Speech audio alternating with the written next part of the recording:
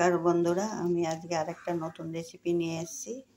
আজকে করছি আমি লাউ পাতা দিয়ে বড়ি দিয়ে পাতলা ঝোল। এখন গরমকাল একটু একটু পড়েছে, পাতলা ঝোল এখন খেতে একটু ভালো লাগে, তাই আমি পাতলা এর জন্য আমার লাগছে কত বিনস কেটে নিয়েছি, একটা বেগুন কেটে নিয়েছি, এই লাউ ডাটাগুলো, দুটো আলু আছে, লাউ পাতাগুলো আলাদা ধুয়ে রেখেছি কেটে, আর 4টে কাঁচা লঙ্কা নিয়েছি, একটু বড়ি ভেজে নিয়েছি, একটু কালো জিরে, একটু হলুদ আর নুন। তেল আমি কড়াতে বসিয়ে দিয়েছি, তেল গরম হয়ে গেছে, বড়ি ভেজেছি, এর মধ্যে কালো জিরে ফোড়ন দিয়ে দিলাম। এর মধ্যে একে একে সব সবজিগুলো আমি দেবো।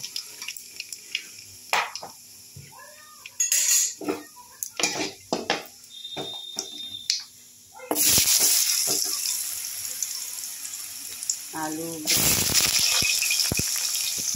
ডাটা, বিনস,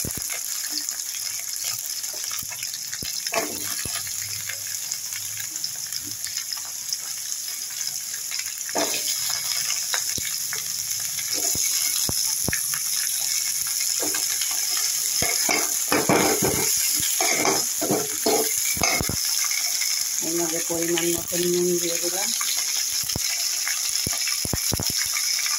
কাঁচা লঙ্কাটা দিয়ে দিলাম,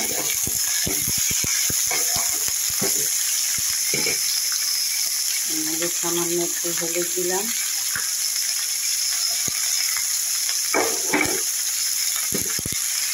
শাকগুলো দিয়ে দিলাম এর মধ্যে, দিয়ে এগুলো নাড়াচাড়া করে দিয়ে একটু ঢাকা দিয়ে দেবো। এগুলো যখন নাড়াচাড়া দিয়েছি, এখন একটু চাপা ঢাকা দিয়ে দেবো, এগুলো একটু সেদ্ধ হোক, তারপরে এটাকে খুলে দেবো। এই দেখুন শাকের এবার ঢাকনাটা খুলছি, হয়ে গেছে শাকটা। এর মধ্যে এখন আমি জল দিয়ে দেবো,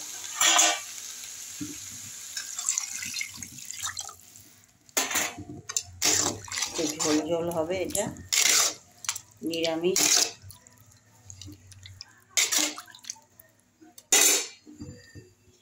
এর মধ্যে 1 চামচ 4 চামচের 1 চামচ চিনি দিয়ে দিলাম।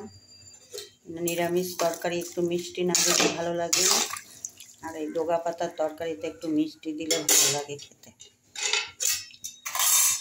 বড়িগুলো দিয়ে দিলাম,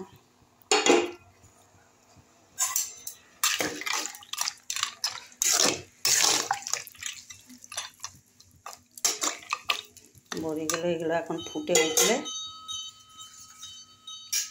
এর মধ্যে ওই যে 4 চামচের 1 চামচ আটা গুলে রেখেছি, একটু আটা দিয়ে দিলাম এর মধ্যে, যাতে ঝোলটা একটু পাতলা যেন টেল না করে। এটা দিলে পরে দেখবেন ঝোলটা একটু থকথকে হবে, খেতে ভালো লাগবে। রুটি দিয়েও খেতে পারবেন, ভাত দিয়েও খেতে পারবেন, অসুবিধা নেই। দেখুন ঝোলটা ফুটে উঠেছে, এখন এটাকে আমি নামাবো। এই ঝোলটা আপনারা তাজা মাছে দিয়েও খেতে পারেন, তখন সেটা চিনি দেবেন না, চিংড়ি মাছ দিয়ে করলেও ভালো হয়, একদম টাটকা তাজা মাছ দিয়ে করলেও এই ঝোলটা খুব টেস্টি হয়। দেখুন এই যে বড়ি দিয়ে লাউ শাকের ঝোল দেখতে কত সুন্দর হয়েছে, আর এই গরমকালে এইগুলো খেতে খুব ভালো লাগে।